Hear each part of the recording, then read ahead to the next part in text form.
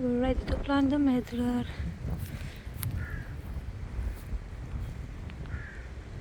This is how it looks now, and I'll show you after.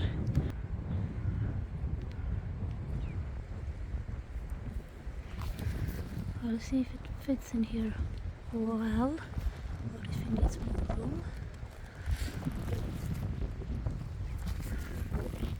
The roots are a bit here, kind of like, they look like they're tangled, but I think they'll be fine because each of these branches is going in a different direction. So we should be fine. Not ideal, but yeah, they're spread in different directions, so we should be fine. Oh,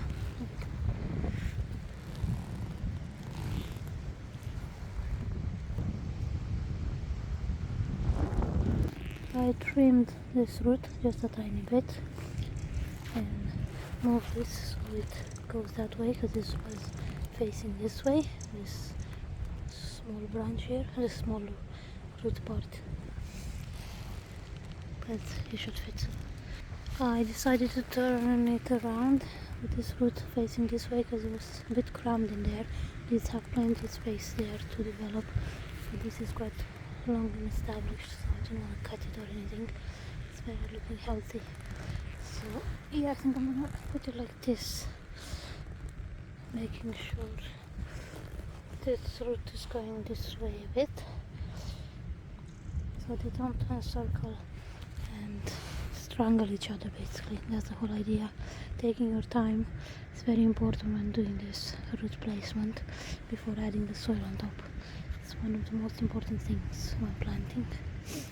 And making sure the sides are a bit scraped, especially if your hole is round. Make sure it's not ideal for it to be round, but if it is, make sure you scrape the sides so the roots can grow into the soil easier. If it's like all nice and polished, now we're gonna have a nice time trying to reach into the soil. But it's looking good now. Okay, let's do it, because I don't want to keep these roots exposed to air too much, especially because it's windy. So let's do it. Okay, this is how it's gonna be. I make sure to put more soil underneath there, because we don't want the soil to be unbalanced. We don't want plenty of soil there and a gap there, so that's another thing to keep in mind.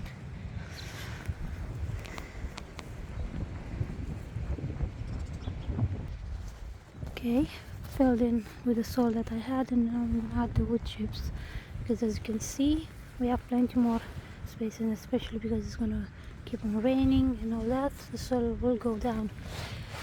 Another very important thing to check when planting a tree, make sure if it's a graft tree you don't put soil on top of the graft line, so ideally up to here, because if you do it above you'll kill the tree most likely.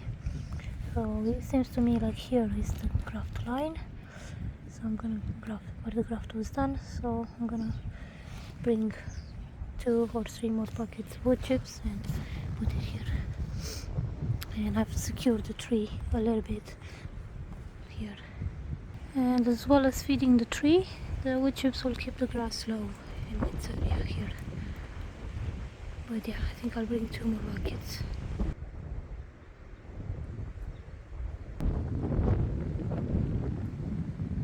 So this is it. I've added buckets with wood chips at the base, making sure not to cover the graft area, and now I surround it with branches to give you some protection from wind, but mostly from deer.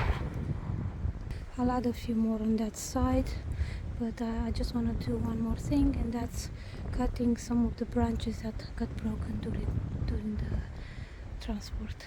So I'll just cut these.